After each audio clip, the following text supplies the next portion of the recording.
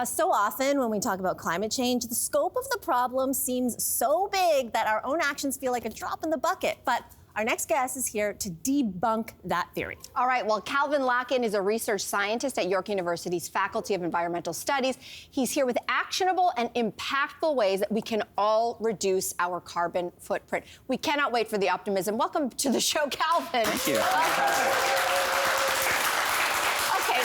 We're going to start with the real simple question. What exactly is a carbon footprint? And also, what determines each one of our own footprints? Sure. So a carbon footprint is essentially taking all of our activities and expressing it in terms of either carbon or carbon equivalency.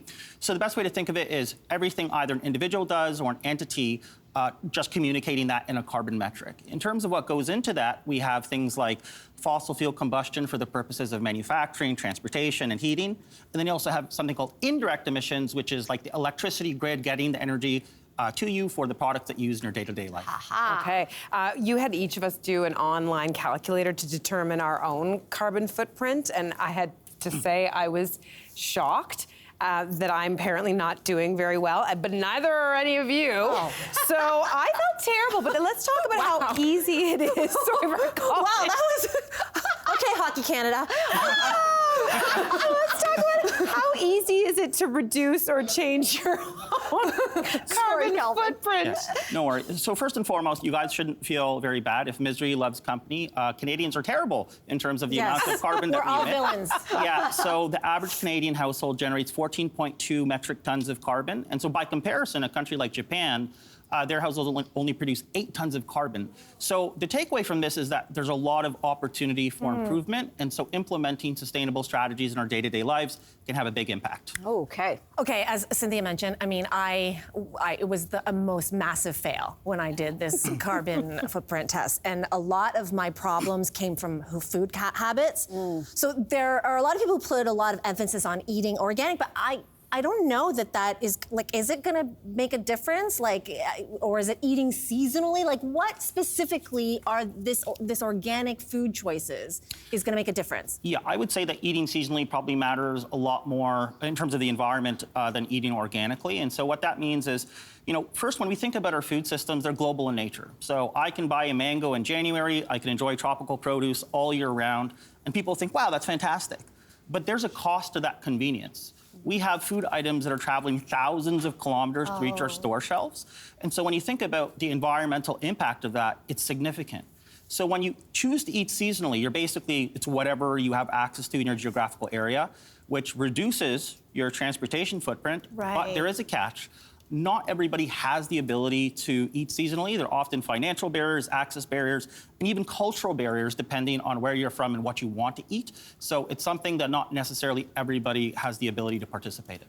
Okay, this next one's really interesting. Meat. We know that meat is a big culprit in the conversation when it comes to carbon emissions. So let's say everybody went home tonight and had like a steak or a burger. What kind of impact is that having? And conversely, what is choosing not to eat meat even a little bit? What's its impact? Yeah, so unfortunately, it's going to be a pretty big impact. So one 4-ounce burger, which is actually pretty tiny, generates 2.11 kilograms of carbon. But what does that mean? Well, that's the equivalent of driving 9.5 kilometers. So if you have a family of 4 and you each had a burger, a very tiny burger, that's equivalent of driving 40 kilometers. So it's a very significant impact. Not everybody's going to have the ability to stop eating meat, but reducing meat consumption can have a big impact as well. So if you went vegetarian 1 day per week, you'd save 100 kilograms of carbon. That's the same as traveling between Toronto and Ottawa 25 times. And if you could go vegetarian 1 week of every month, that number jumps to 155 kilograms. So these small differences can have huge impacts. Wow. Okay. That's amazing. So one thing that surprised me when I was calculating my carbon footprint was the impact of food waste. Is that typically a large part of a person's carbon footprint? Very much so. So food as a whole is the 3rd largest carbon contributor for Canadian households. And food waste in particular is a massive problem. So the average household generates 100 kilograms of avoidable food waste. And so that's more than 50% of all the organics that we generate. Half of it we could have actually avoided. So that's a significant issue. What's particularly concerning is that when we talk about what do we prioritize, we fixate on recycling, and kind of food waste is a bit of an afterthought.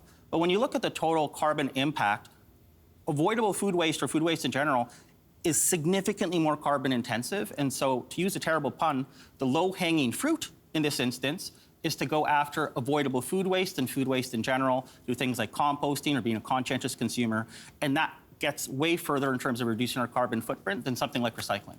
Interesting. Okay, let's move over to retail consumption now, because when I calculated my terrible carbon footprint as well, it was actually my shopping habits that nailed me. I already don't eat meat and all of the things, but fast fashion is generally speaking a culprit. So how does, give us a sense of what fast fashion, textiles, clothing manufacturing, what impact is that actually having on the environment? Sure. So the fashion industry as a whole is responsible for 1.8 billion tons of carbon, and that represents about 10% of all global emissions. And fast fashion in particular is a challenge because A, it doesn't last very long, and more than 90% of textiles are ending up in our landfills. And so when you think about a t-shirt, that's 7 kilograms of carbon just to manufacture it. But even more concerning, it's 140 liters of water just to make one t-shirt. So it's an enormous environmental impact. And so some people will say, well, it's affordable. But there's a difference between something being cheap and something being affordable. So while, yes, you can get a shirt for $10, if that's going to fall apart, you're much better off buying higher quality, durable clothing, or even shopping secondhand, and recognizing that durable clothing has a second life. You have the ability to donate it to charity or gift it to friends and family. Let's talk transportation. I take the train to work, but I still do use a car for errands and driving my kid around. So how can we reduce our footprint while still using a car sometimes? Yeah, so that's very understandable. If you are kind of forced to use a car, there's some simple strategies you could implement. First is just daily car maintenance. So making sure your tires are adequately inflated and you're doing your oil changes and your filter changes, because that all radically affects the fuel efficiency of your vehicle. When you're prioritizing your errands, see if you can kind of consolidate what you have to do to minimize the amount of driving that you do. You can use traffic apps like Waze or Google Maps to not only avoid traffic, to identify the most optimal route to once again minimize your time driving. And if possible, try to use the air conditioning sparingly, because that has a significant impact on both fuel efficiency and the environment. We could talk about this all day. This is just scratching the surface, but you've really opened our eyes, Calvin. Thank you so much for all these great tips. Thank you. Thank you. Hey there, wasn't that great? Do you know where you can find some equally good content? Our YouTube page. It's filled with discussions, debates, and some laughs. Head there now, like and subscribe.